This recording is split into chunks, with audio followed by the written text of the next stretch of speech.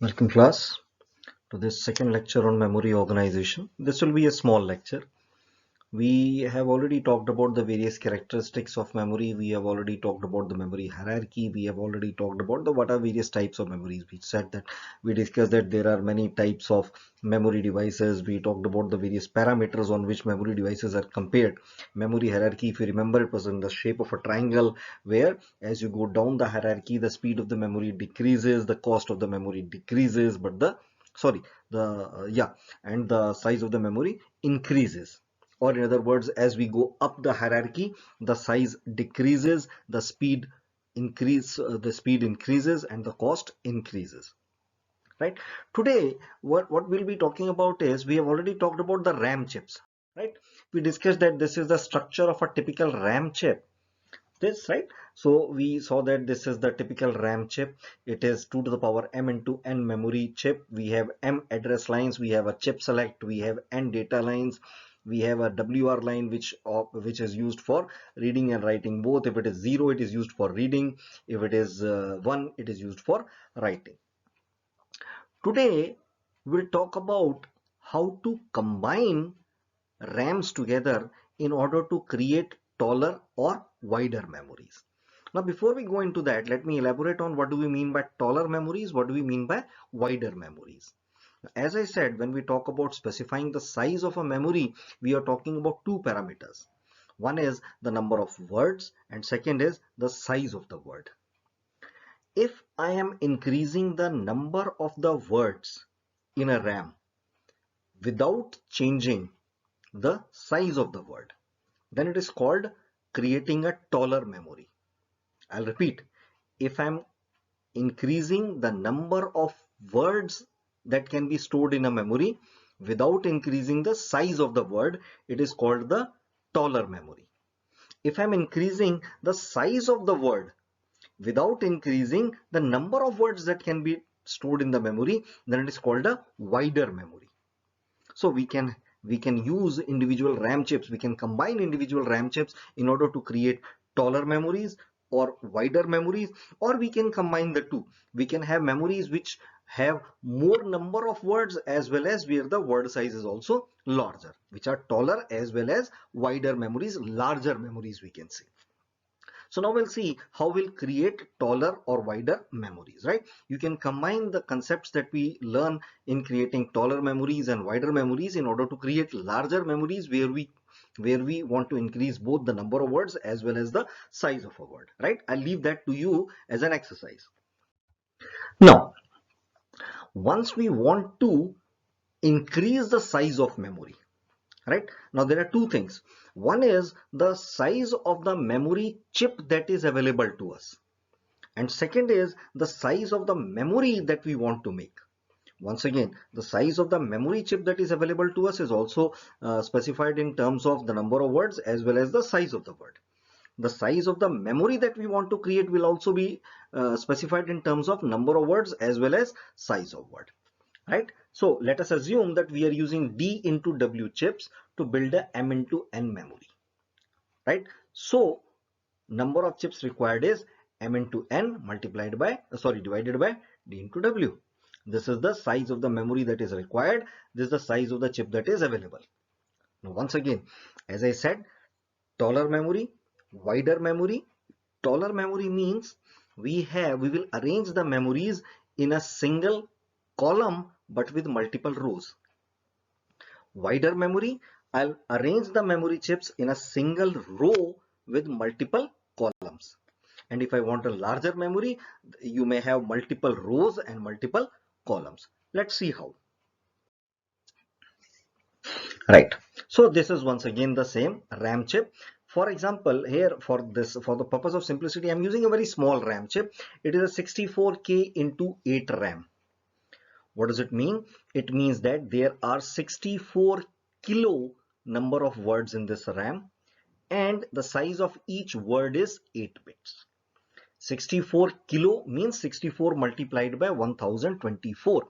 So that means there are 2 to the power 16 total number of words. And for addressing 2 to the power 16 number of words, I require 16 address lines. So I have 16 address lines. I have 8 data lines. Now for the purpose of simplicity, I have done one more thing. I have segregated, I have differentiated the data input line and the data output line over here. There's no need of doing it actually, but just for the sake of simplicity I'm doing. Here I'll be giving the data input and there I'm taking data output. So let me just repeat. We have a RAM chip. The capacity of the RAM chip is 64K into 8. What does it mean? It means that this RAM chip can store 64 kilo words and each word will be of 8 bits, right?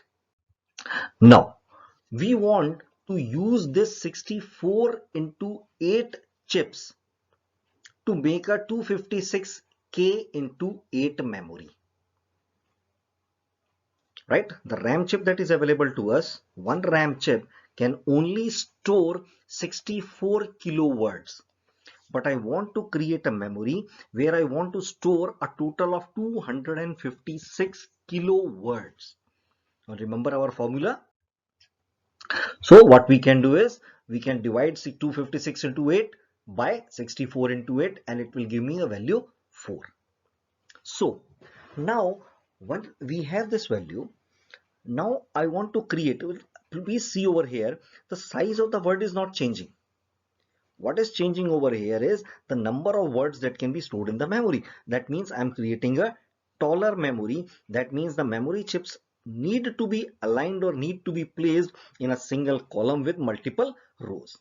So what I've done is I have put in the 4 memory chips over here, right? Now please pay attention. Now see, each memory chip has the address lines, the data input line, data output line, the chip select line and the WR line. Now, these 256 kilo words that I need to store in the memory. Out of these 256 kilo words, the first 64 kilo words will be stored in the first memory chip. The next 64 kilo words will be stored in the second memory chip. The next 64 kilo words will be stored in the third memory chip and the remaining 64 kilo words will be stored in the last memory chip, right? So these 256 kilo words will be now divided into 4 sets of 64 kilo words. And we know we have 64 kilo into 8 memory. So each memory chip can hold 64 kilo words, right? These data input lines and data output lines, they are common to all the 4 chips. What it means is I'm presenting the data to all the 4 chips together, or I'm taking the output from all the 4 chips together. So essentially it means that when I'm writing the data into memory, I'll be putting the data over here and it will be stored in one out of these 4 memories. When I'm taking the output from memory read operation, I'll be reading the data from one out of these 4 memory chips. Now, which memory chip will be selected? Let's come over here. So now 64 kilo into 8. We discussed it in the previous slide that for 64 kilo words, I need 16-bit addresses.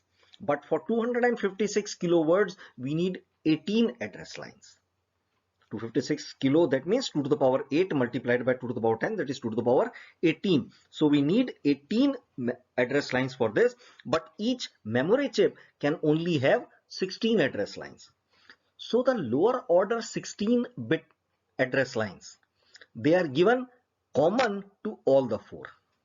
That means address line number 0 to 15 is given to this, this and this. So whenever I am specifying, now please pay attention, now whenever I am specifying a 18-bit address, the lower order 16 bits are given in parallel to all the 4 chips. Now what happens to the remaining 2 bits? Now this remaining 2 bits, the address bit number 16 and address bit number 17, this is where the entire play comes out. So we will use these 2 bits, we will apply these 2 bits into a decoder. This is a decoder. Now this is a 2 to 4 decoder. 2 to 4 decoder means there will be 2 inputs and 4 outputs.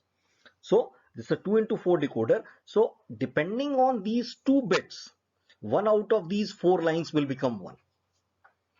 And now these 4 lines are connected to the chip select inputs of the 4 memory chips. So depending on address bit number 16 and address bit number 17, I'll repeat, depending on address bit number 16 and 17, one out of these 4 lines will, 4 chips will be switched on and the remaining will be switched off. When we apply 1 to the CS input, chip select input, that memory chip is turned on, otherwise it is turned off. So the 2 bits, bit number 16 and bit number 17, are used to select one memory chip. If it is 0, 0, I may be using this chip. Sorry, this chip, this is Q0 is connected over here. So if it is 0, 0, this chip will be selected. 0, 1, this chip will be selected. 1, 0, this chip will be selected. And 1, 1, this chip will be selected. So let me correct myself. The first 64 kilo words are stored here. The next 64 kilo words are stored here. Next 64 kilo words are stored here. And the last 64 kilo words are stored here. Once again, read and write lines are again given in common. That means if I want to perform write operation, all the chips will be programmed, or all the 4 chips will be aligned for writing. And if I want to do a read operation, all the 4 chips will be synchronized, or they will be set up for read operations. Right? So this is just a description of what we have talked about. When the 2 most significant bit of the RAM is 0, 0, the bottom RAM chip is selected. 0, 1 for this, 1, 0 for this, and 1, 1 for this. Right? Now this is the range of the addresses.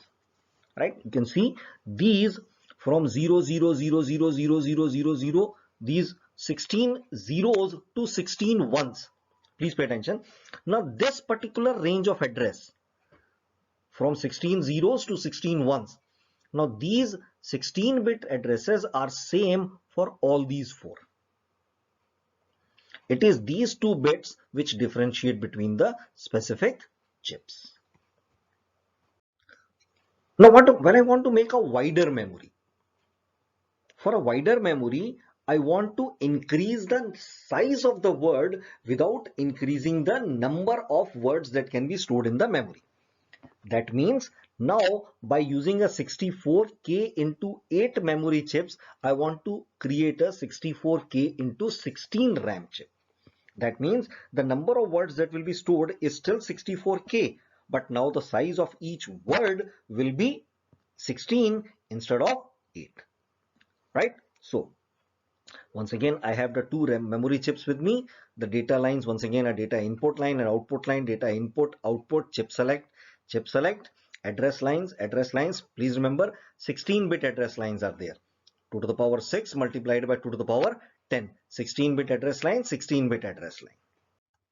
Now, this is how I will connect the chips. The 16-bit address, please check over here. In the memory chips that I have, they will use a 16-bit address, and the memory that I want to create, it will also use a 16-bit address. Why? Because the number of words are not increasing. So the 16-bit address is given to both the memory chips in parallel.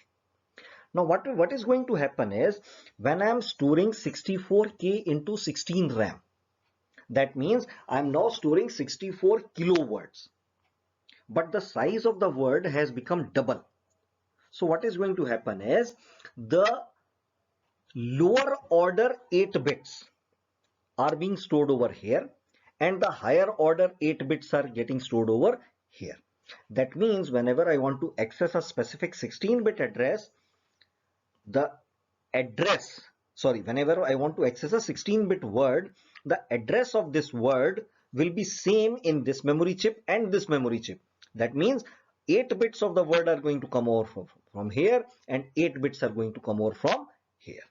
So that's why the data, once again, 8 bits are going, the first 8 bits are going over here, the next 8 bits are going over here. Similarly, if I take the output, the first 8 bits from here and the remaining 8 bits from here. Once again, chip select is given common.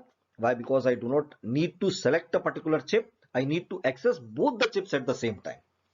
Read and write, once again, given in parallel to both the chips.